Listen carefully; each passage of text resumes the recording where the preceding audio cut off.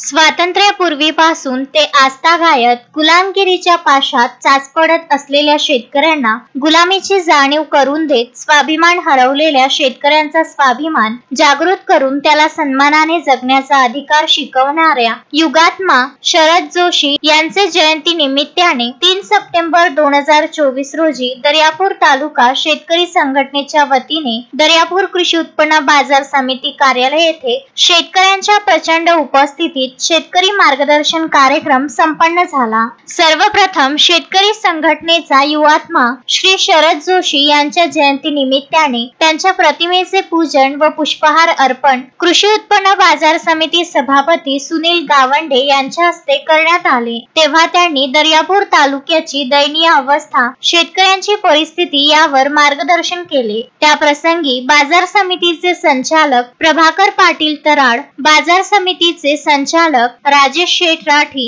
आसिफ भाई खान, ज्येष्ठ पत्रकार गजानन देशमुख, शेतकरी संघटनेचे अध्यक्ष रवींद्र सिंह ठाकूर, अतुल गावंडे, शेतकरी संघटनेचे युवा आघाडी प्रमुख निखिल भायने, उमेश भांगे, काशीराम तराडे, राजेश धानोरकर, नारायण बहाळे, दिनेश ब्राह्मणकर, सुभाष गावंडे, बाजार समितीचे सचिव हिम्मतराव मातकर यासह असंख्य शेतकरी उपस्थित होते।